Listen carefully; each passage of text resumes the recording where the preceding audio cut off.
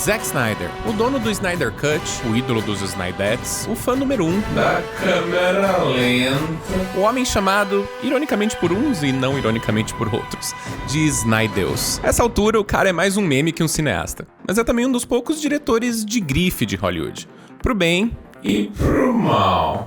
Pode ser que o nome dele não garante sucesso, mas certamente garante que as pessoas estarão prestando atenção. E poucas coisas são mais valiosas em plena era do TikTok do que a habilidade de chamar a atenção do público, não é mesmo? Com Rebel Moon não foi diferente. Lançado no finalzinho do ano passado e assistido algumas semanas antes por um público selecionado no palco Thunder da CCXP 23, o filme de Star Wars, que não é de Star Wars, dirigido e escrito pelo Snyder para a Netflix, foi assunto quente na cultura pop, apesar da recepção gelada dos críticos. Eu mesmo fui um dos poucos que defendeu.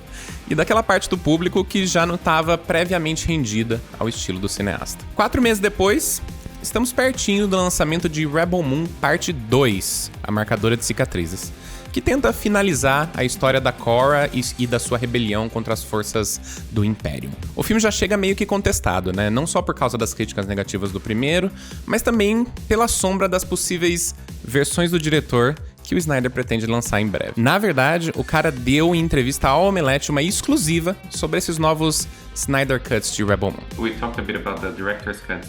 Can you confirm that they're gonna be released at the end of summer on Netflix? Yes, oh yes. Oh God, yes. Oh, all right. And it's gonna be 2 movies again. 2 movies and both they'll be released at the same time. All right. And can you confirm the length of the movie? The length, yeah. Movie 1 is, I think, 3 hours and 15 minutes, and movie 2 is 2 hours and like 58 minutes or something like that. Olha só então, mais uma vez em que o Snyder tá deixando claro que a versão de um filme que chegou ao público não é a sua, e sim a do estúdio. Mas que cineasta é esse que precisa de 2 tentativas pra fazer todo o filme? Com a marcadora de cicatriz batendo a porta, é um momento oportuno pra tentar avaliar a trajetória do Zack Snyder na cultura pop. Para além do meme, é claro. O remake de Madrugada dos Mortos, lançado em 2004, pode ter sido a estreia do Snyder na direção. Mas acho que dá pra dizer com alguma segurança que foi o seu filme seguinte que nos apresentou a assinatura do cineasta. 300, adaptado dos quadrinhos de Frank Miller, tem muito sangue, muito trabalho de cenário em tela verde, dando aquele tom meio irreal à coisa toda, muito culto ao corpo masculino e, claro, muita câmera lenta. Com seus mais de 450 milhões de dólares de bilheteria ao redor do mundo, o filme mostrou que a visão do Snyder tinha o seu apelo, né? Nascia ali um cinema profundamente entrincheirado em imagens já consagradas da cultura pop. Um cinema de superfície que expressava impulsos simples de forma simples. A honra condenada da luta do Davi contra o Golias, que só poderia ser aceita por uma cultura sacramentada em sacrifício e brutalidade. Especialmente diante do endeusamento plastificado do rei deus Xerxes, né? Tá tudo ali, sim, mas quase por acidente. Snyder, que foi descrito pelos atores de Rebel Moon como um cara que pensa primeiro em diversão e depois em trabalho, parece fazer tudo em um nível instintivo. Ele conhece os caminhos que outras histórias trilharam para atingir aquele ponto específico do Zeitgeist, que garante seu apelo, até sua imortalidade no imaginário do público, e ele refaz os passos desse caminho para chegar lá também. He likes throwing games. Throwing games? Yeah, like he'll be like, okay, that bin over there, I'm gonna throw this in there, and he'll throw it across the set. And it was such a surprise to me because like, I'm sort of like weirdly like professional and driven, and when I come on set, I'm like everyone pulling, like I come in with like an attitude of like, right, I'm not gonna slow anyone down, and it's kind of like, and then I'm like, you've got the director literally the big throwing man stuff into the bin, and I'm like, this is a big movie, man. This is costing time is money. It's like, we're ready to go. No, wait, Zach's got some more baguettes he needs to try and fling into a bin, and no one can tell him to stop, and people are like, and I'm just like, this is awesome, and I was laughing so much, man. For starters, the man is always behind the camera with us in the trenches. That was a really wonderful aspect, I think, for us. There's something about that level of camaraderie and that level of attention to detail and commitment to wanting to be a part of it. Also, I think it comes from Zach, like all of us, is a fan of film, you know, first and foremost, and this allows him to really be in it with us. I think that was one of the most awesome things. And also, what I would say is his willingness to do actual physical world building as opposed to just relying on CGI, which so many people do nowadays on these high budget movies. And it was a wonderful opportunity for all of us to actually experience the worlds to some degree. When he built 150 acres, I think he grew of corn.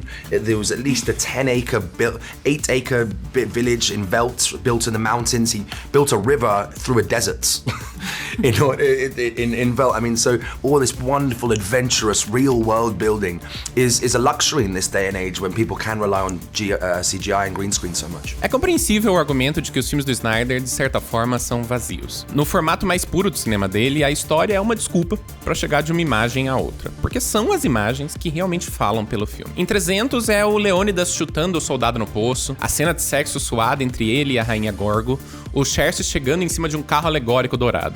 Tá tudo ali. E o resto, diálogo, arco de personagem, subtexto político, não é nem coadjuvante, é figurante mesmo. Até por isso, eu acho, os filmes que o Snyder mais tropeçou até hoje foram Watchmen e Army of the Dead. No primeiro fica difícil não ficar puto com a forma como ele reduz toda a eloquência do Alan Moore a algumas imagens bem questionáveis. Apesar de fidelíssimo às HQs nesse sentido visual, chegando a recriar perfeitamente alguns quadros do Dave Gibbons, é um Watchmen do Snyder exatamente no sentido que a gente tá discutindo aqui.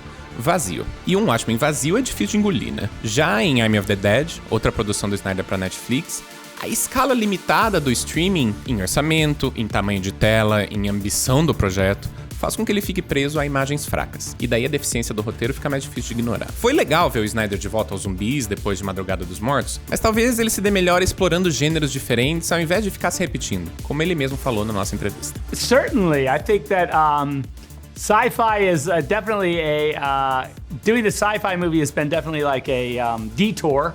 I went kind of into it, but also I think when you see the director's cuts, they make more sense in my filmography.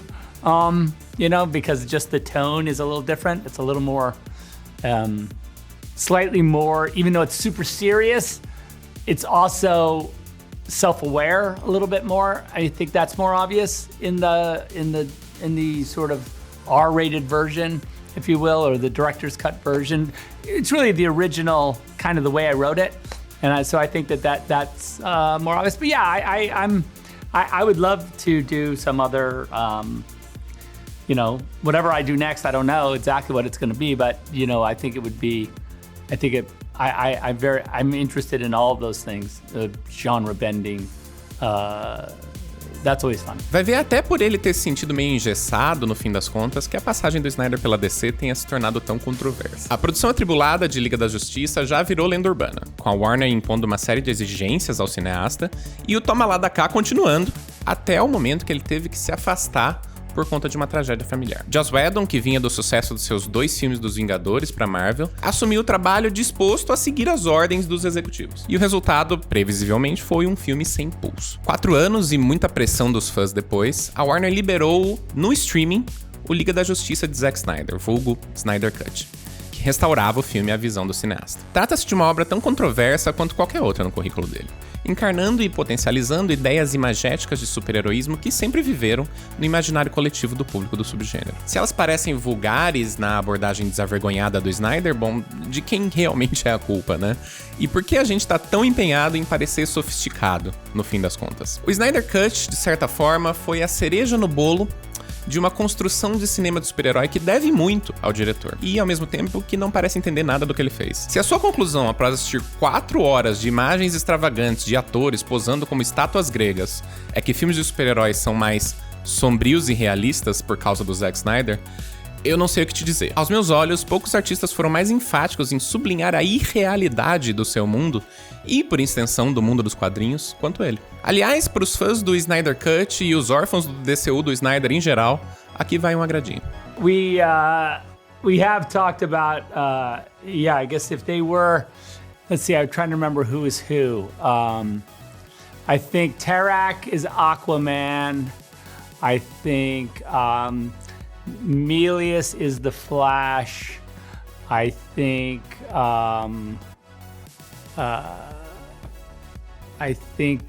Nemesis is Batman.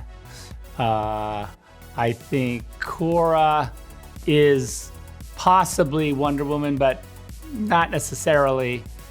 Korra could also be Batman. There's a couple Batmans.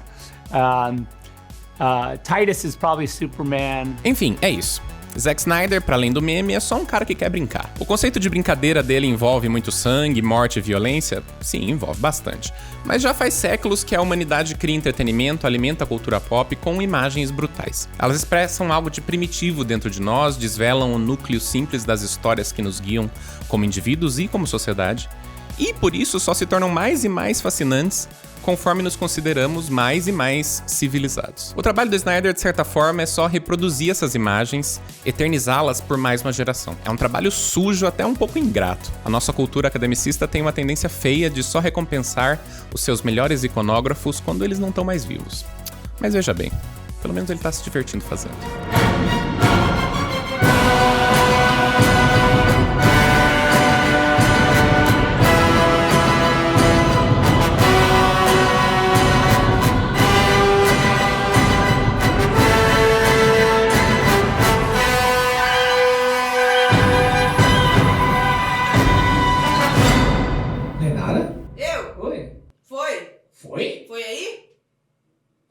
Acabou. Gente.